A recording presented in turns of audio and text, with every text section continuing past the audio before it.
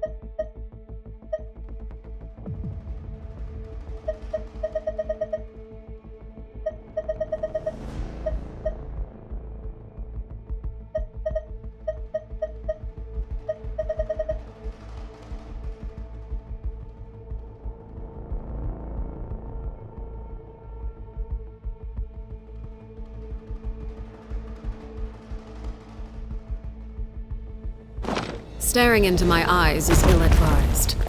I can't promise you'll like what you see.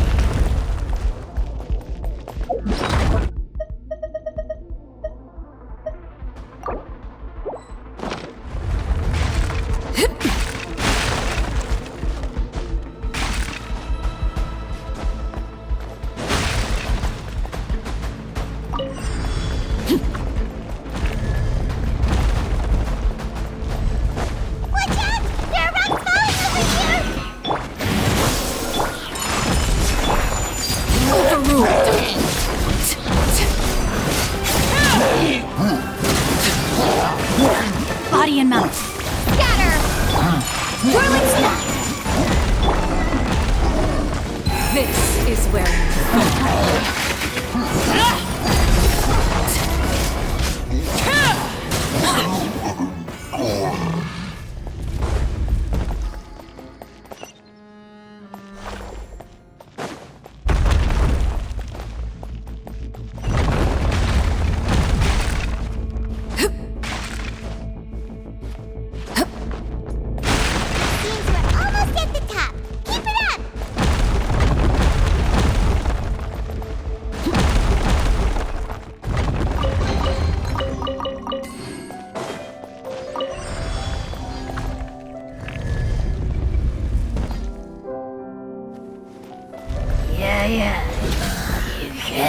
laid bare. Rain outlines your fate. Let me weave you a verse. Kamisato art. Sumen!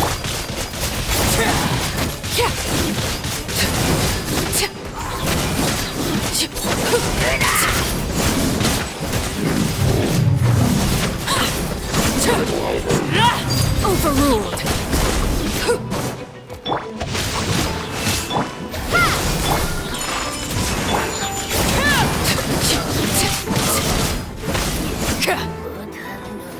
Witness my rise.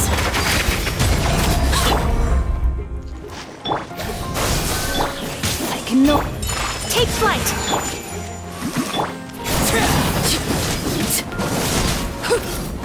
Dada Kondala.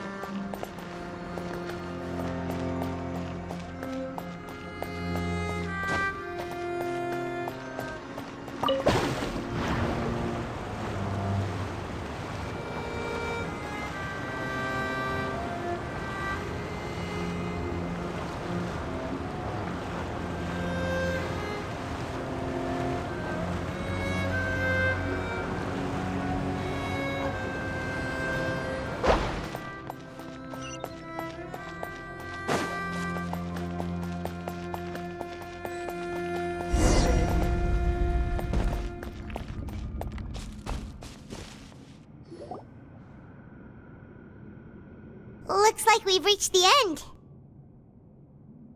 This is the place? There should not be any other hidden spaces in the vicinity. The path sure had some twists and turns, but it turns out that this place isn't actually that big.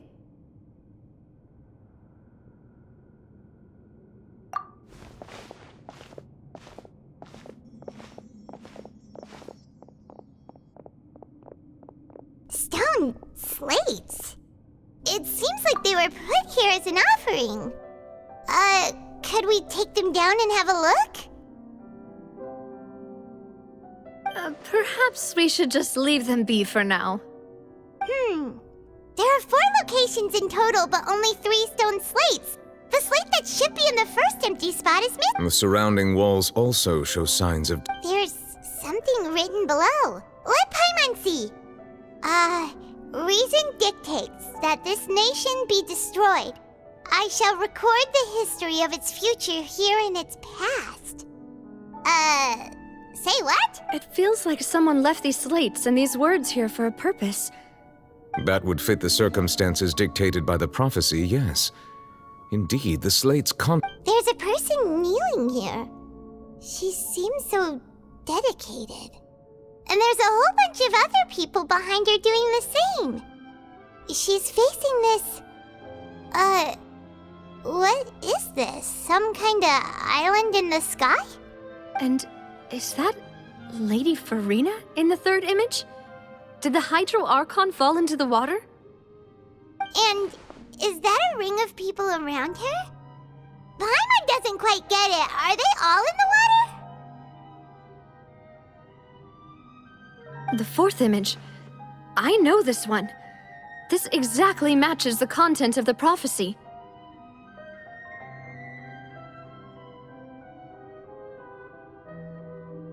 The people will all be dissolved into the waters, and only the Hydro Archon will remain, weeping.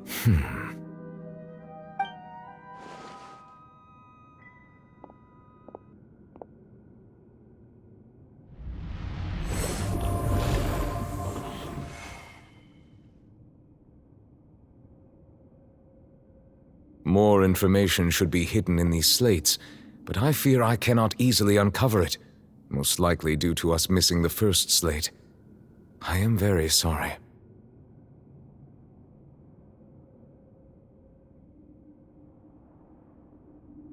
Don't blame yourself, Monsieur Nervalette. Deciphering ancient stone slates isn't one of your duties. Ooh, Paimon's getting the chills just looking at this. Says that it's the history of the future, right? That means the prophecy's sure to come true. I really hope it doesn't mean that. Still, Paimon feels like these images are kind of weird when you look at them together.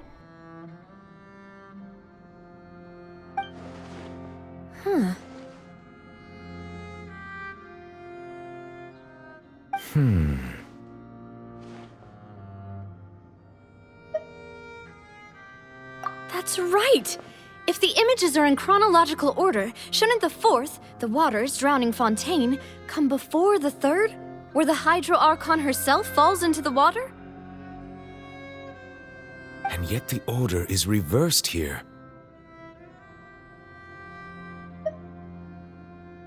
If we go by timing, Lady Farina only emerges in the third image. That means that the person in the second image might be the previous Hydro Archon.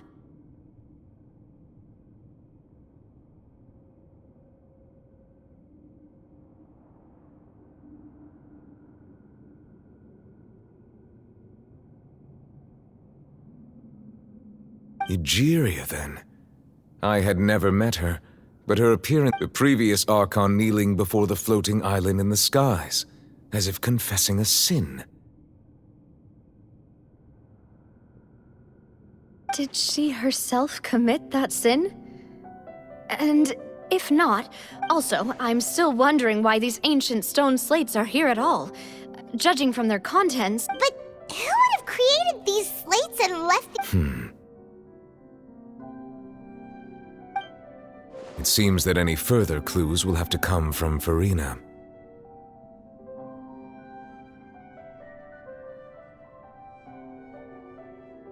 In that case, there's no time to lose. There's nothing else to be gained here. Yeah, we better get somewhere safe for now.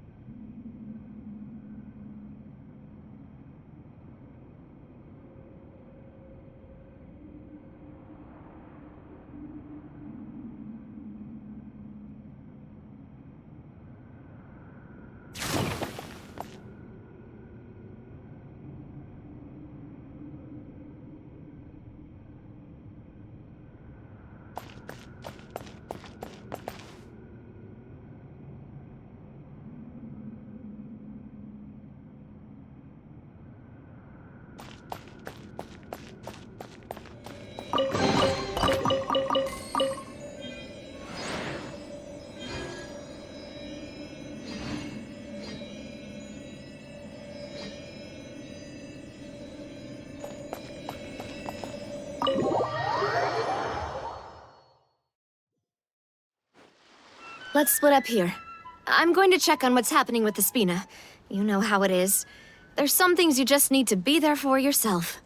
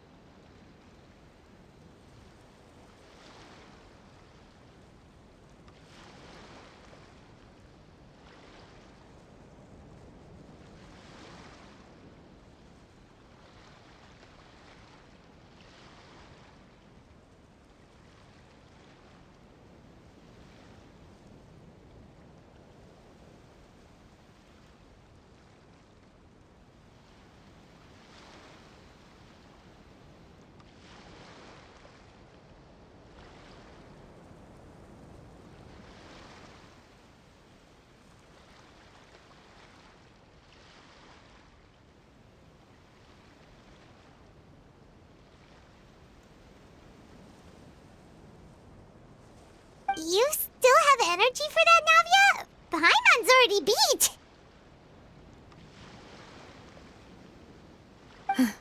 Just head back to the Fluvsandre and have a rest then.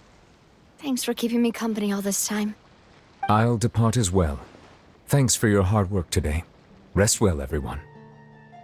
Traveler, I will go talk to Farina tomorrow morning to ask about the stone slates. I'm sure that you're concerned about this matter as well. If you have time, drop by my office. I will share the results of our discussion with you.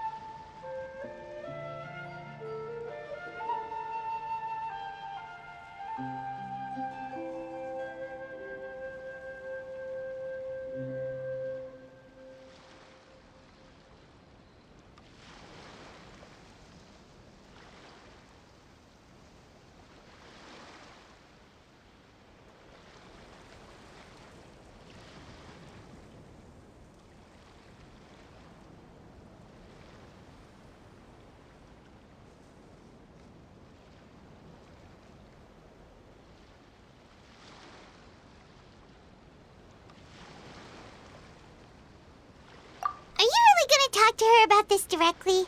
Will that be a problem? Paimon's getting a little scared now that it's... She has long been harboring secrets, and will not give them up easily. Which makes it all the more my duty to ensure that she understands the present situation. Alright, we'll leave it in your hands then. You're probably the best person to talk to her anyway. I will be carefully considering my words tonight. Traveler, Paimon, our safe house at the Fluvsandre is always open to you, as at... All right. I'll be on my way then.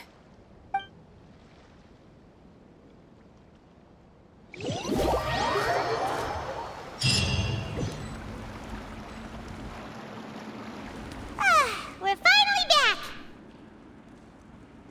Welcome back. We've got a special menu prepared for you two tonight. Yay! And there's good food too!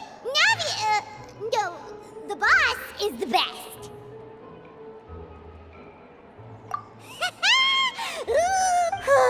Paimon's already starting to forget what happened today. Oh, that voice. Is that who I think it is? Huh? It's you two. What are you doing in Fontaine?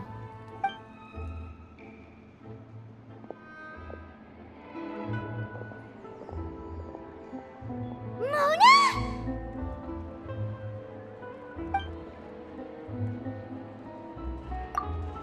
Seriously, nobody just uses a scry glass whenever they've got time to just see who they'll meet on the road.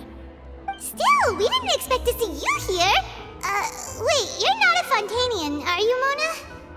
Well, I have some business to attend to here, so I booked a hotel in the city.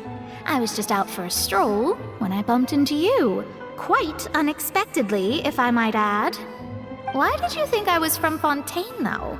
Is that because Magistus doesn't sound much like a Mondstadt surname? Yeah, let's go with that. Well, I used to have my own surname, which was, well, some other thing. Either way, the old hag told me when she took me as her disciple that the first step to being a great astrologist's pupil was to change that name. There was nothing for it, really. She really is amazing at astrology. It isn't? Nope. Although it is used by us in place of surnames, it generally just means great. Wow! Imagine including a boast in your name. Wait, are you gonna have to put that into your genealogy as well? I reckon so. In any case, I'd give my disciple a name like this as well, if I were to take one.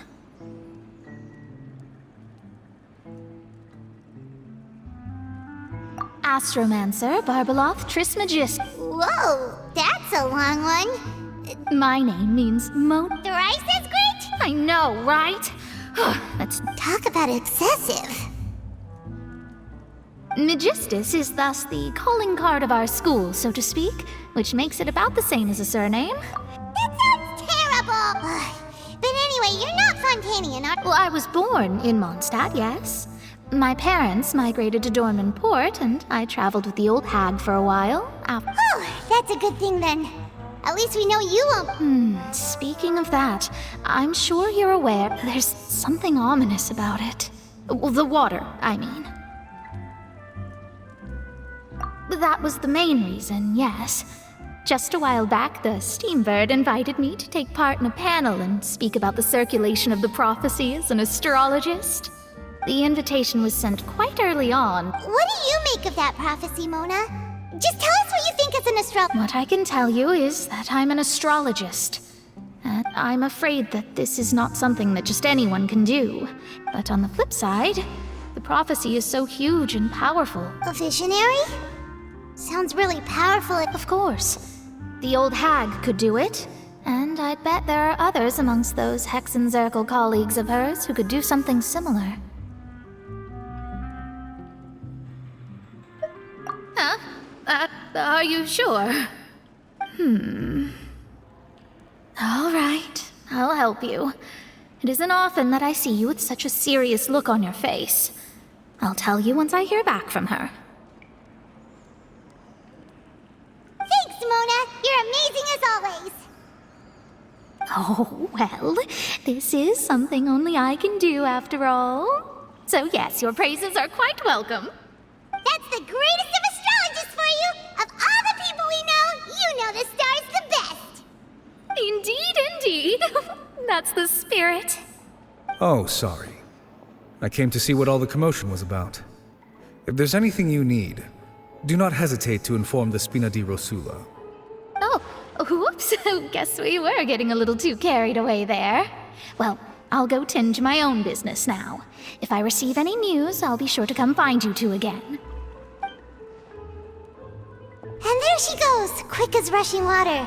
And here we fight. But we were able to recruit Mona's help, didn't we? Our Fontanian friends will thank us someday.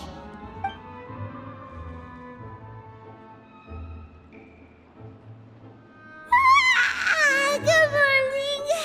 To be honest, Paimon's still feeling kind of sleepy. But it's time to get up, Traveler. We agreed to go see Novelette, so let's pack it up and get going.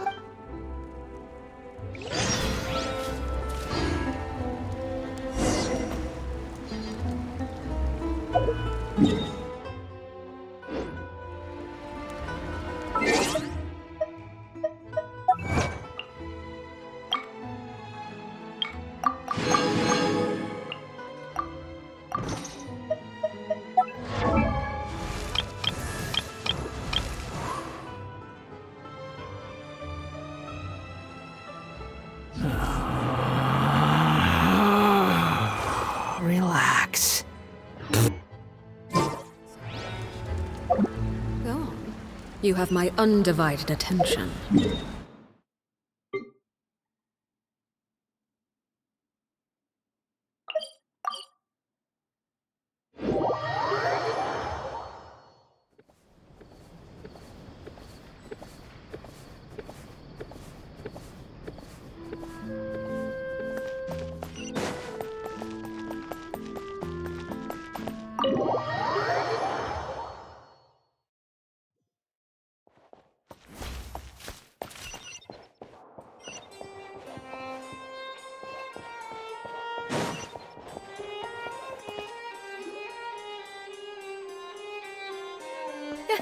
You're here! Finally! Is something wrong? Monsieur Neurvalette and Lady Farina, they seem to have gotten into a dispute. Please go see for yourself.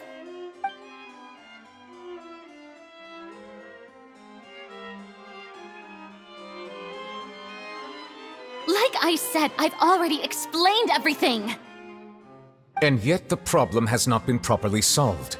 There is little space for excuses between us. It is not my intention to offend you, but please, tell me where you stand.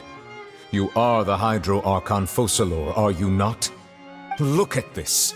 This is a list of the victims from the recent Poisson incident.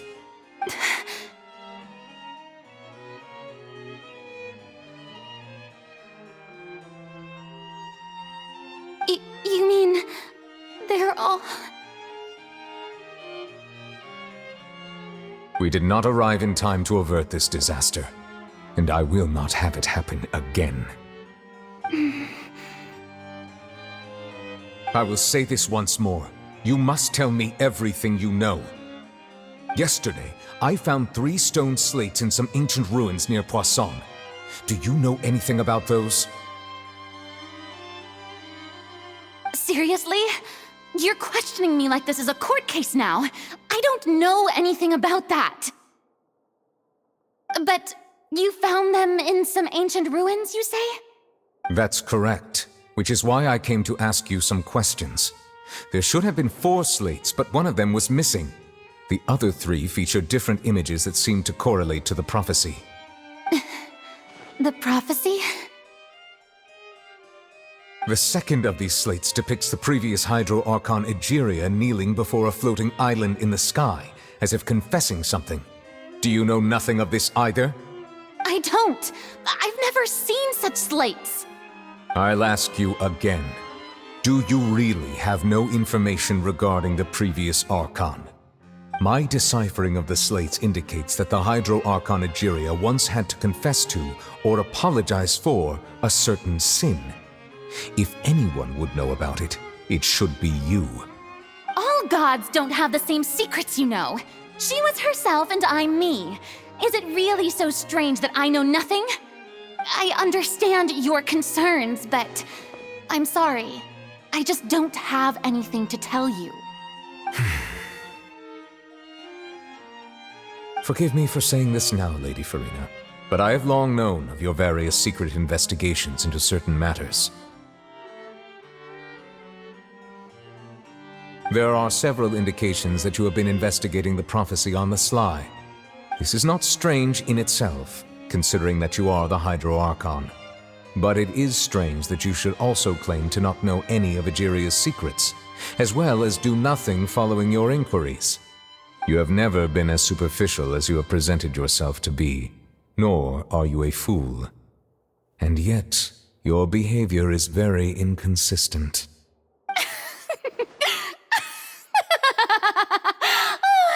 So you've been watching me all this time, have you?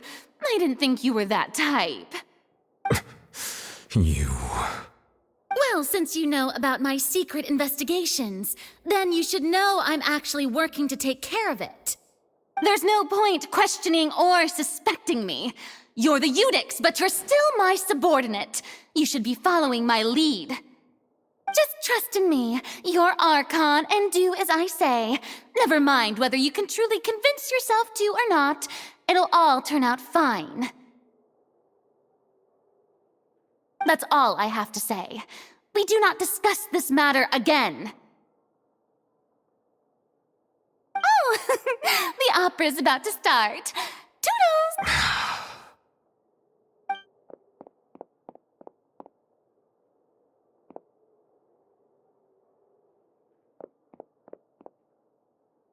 Did Farina not notice us standing by the door? Wonder what's up with her. She was smiling. I assume you've been outside for a while now? Oh! You noticed! Seems Farina didn't even realize we were here. She was in a great panic, though I cannot discern the reason. Our discussion reached impasse. Still, I do not understand.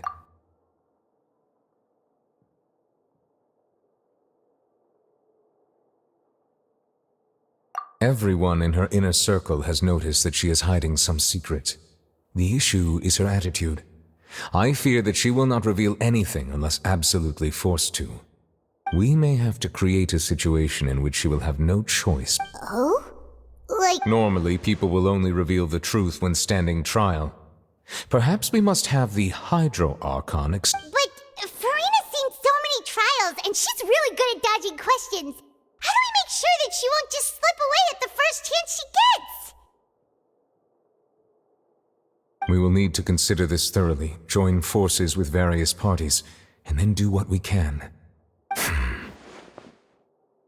If at all possible, I would prefer to recuse myself from this affair, but we must prevent the prophecy from coming to pass.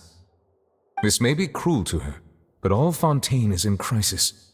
The information a god possesses is too precious, and so we must take a chance on this.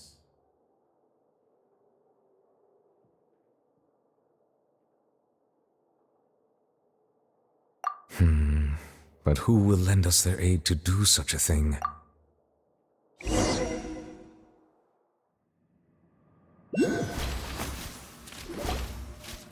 Well, that's everyone, huh? Speaking of which, it was pretty smart of you to think of hiding here. Poisson was just involved in a disaster, so it's presently devoid of people. That naturally makes it the best choice. And here you are drinking tea like a... That's what family should do.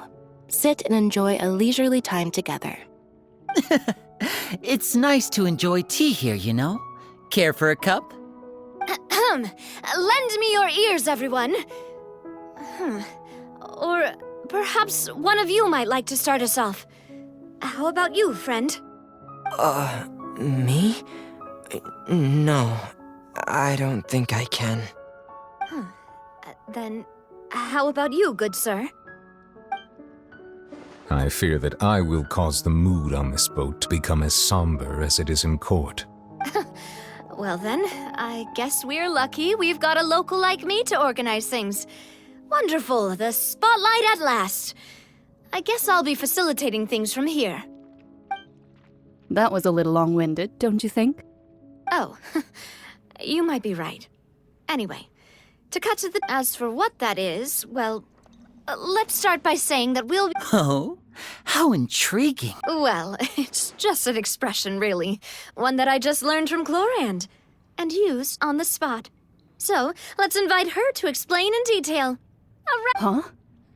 Didn't you say that you would be facilitating this? Oh, come now. Your work doesn't involve much public speaking, right? This is a good chance to practice. You might even pick up some fancy oratory tricks to impress your boss with in the future. I see. And what does my boss say? He is glad that you consider him your boss. Do go on.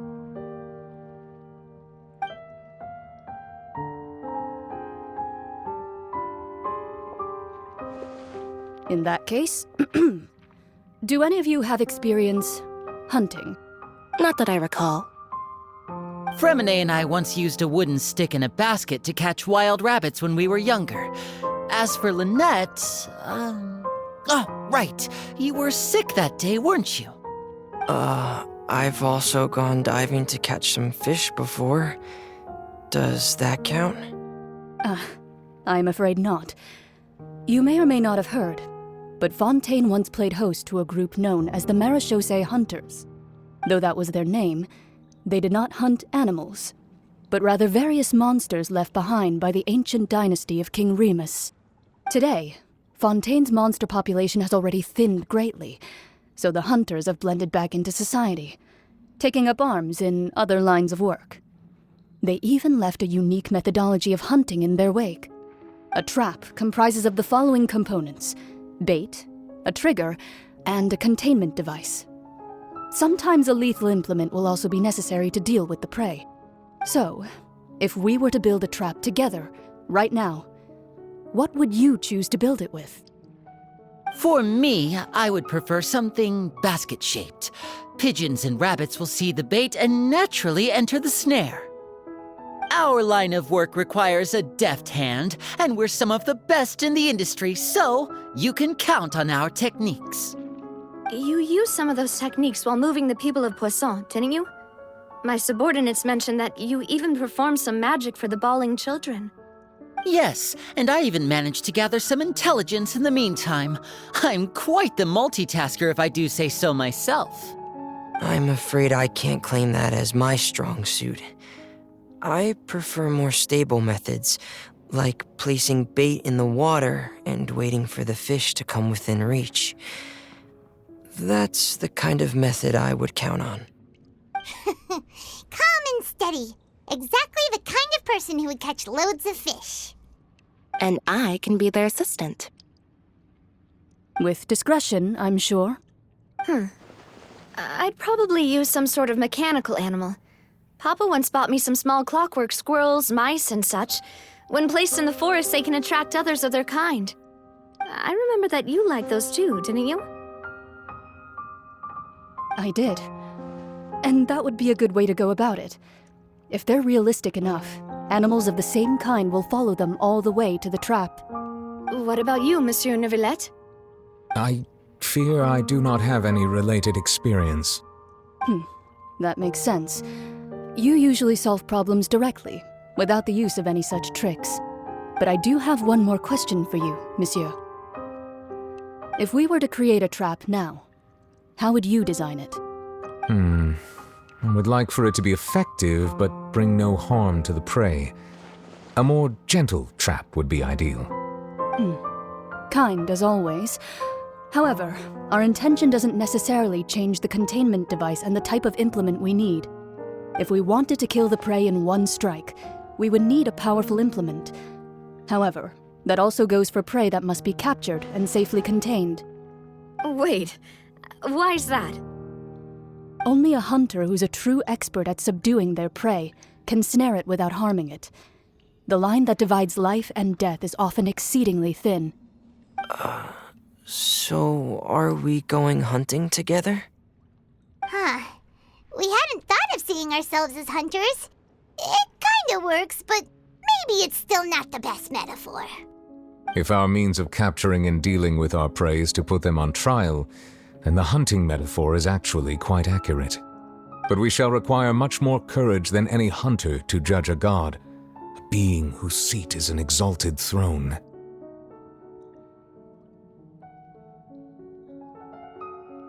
Oh, so that's what's going on. Sounds very interesting.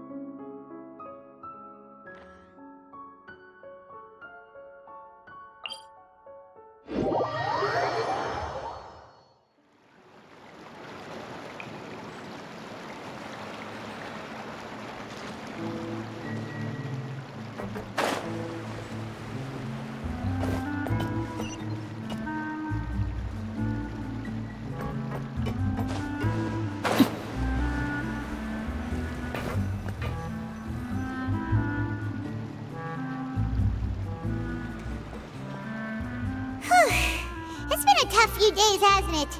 So much has been happening. Paimon didn't think the meetings would go on for so long, but everyone seemed pretty fired up, huh?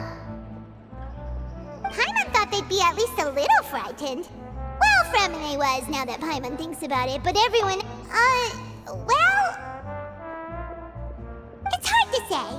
Paimon doesn't have any experience with this sort of thing. But with you around, Paimon sure will do great. After all, you're the most reliable person in the world, aren't you? Did you just pour some tea? Paimon didn't notice you doing that at all.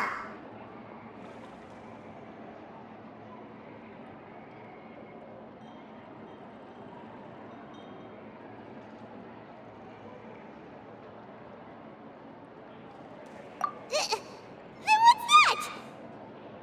Paimon's never seen that cup before. Don't be frightened. I'm just joining you two. Who's that voice?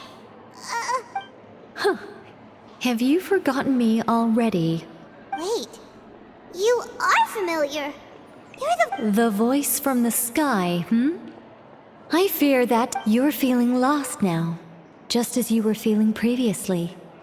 I sensed that confusion and thus came to you. Guiding people is an irresistible hobby of mine, after all.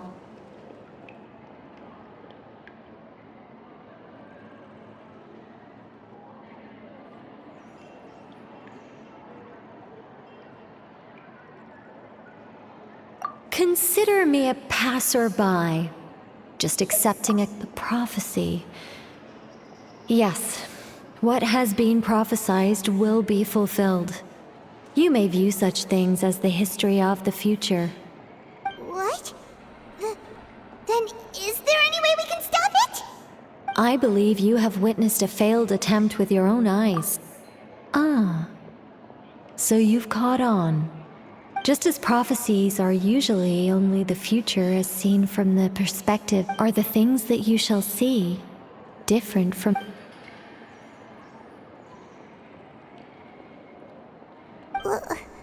What is she talking about? It all sounds really impressive and important and stuff, but it also sounds kind of scary. I believe that you understand, right? Some things are insignificant, but others, you must reach out to change. Ultimately, fate shall serve as your only guide, no matter what will happen in Teyvat's future. All you need to do is to play your part. This was good tea, by the way. Thank you for your hospitality. Well, that'll be all for today. The voice. It's gone.